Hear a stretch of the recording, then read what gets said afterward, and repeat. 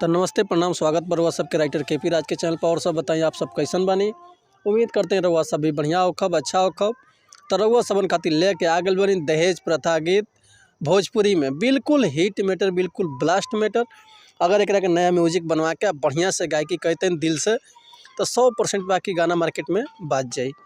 अच्छा आदमी के दिल छूली गाना, ही इतना बेस्ट गाना बा, इतना बढ़िया गाना लिखल बा। ये तो चलिए रउआ सबसे एगो बात कहल चाहब कि अगर रउआ गायकी में इंटरेस्ट बा, नया नया मैटर के तलाश में बानी और नया नया मैटर रउआ के नइखे मिलत, बढ़िया से गायकी नहीं कह पावत, बढ़िया से तुकबंदी नइखे मिलत, अगर हमारा चैनल पे आ गए बन तो रउआ निराश भइला के जरूरत नइखे। चैनल के लाइक करी, सब्सक्राइब करी और बेल आइकन प्रेस कर दी ताकि कोनो भी वीडियो अपलोड करते सबसे पहले नोटिफिकेशन रउआ सबके मिले। ऐसे कि रउआ सबन खातिर हम हर एक प्रकार के सॉन्ग लिखिले और कोनो भी प्रकार के रउआ सॉन्ग लिखवा सकिले। लव सॉन्ग होखे, ऑर्केस्ट्रा सॉन्ग होखे, या बेवफाई सॉन्ग होखे, या निर्गुण होखे, या पूर्वी होखे, या लयदारी होखे, या लोकगीत होखे, हर एक प्रकार के सॉन्ग रउआ के हमारा चैनल से बिल्कुल उचित चार्ज में मिली।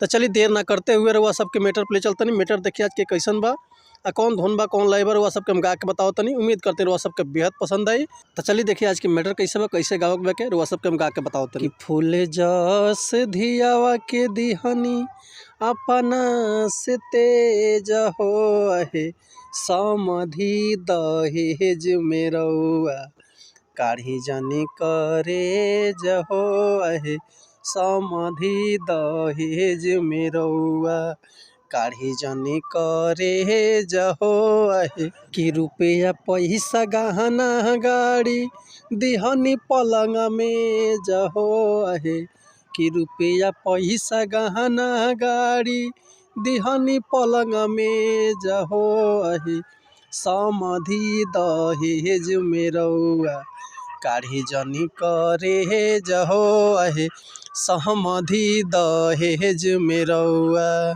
तो उम्मीद करते नहीं मैटर रउआ सबके बेहद पसंद आयल है। अगर ये गाना के रउआ फुल लिखवाल चाहतनी तो डिस्क्रिप्शन में हमारा कॉन्टैक्ट नंबर बा, व्हाट्सअप नंबर बा, कॉल कर सकिले, व्हाट्सअप कर सकिले। रउआ के बिल्कुल उचित चार्ज पे ही फुल गाना मिल जाए।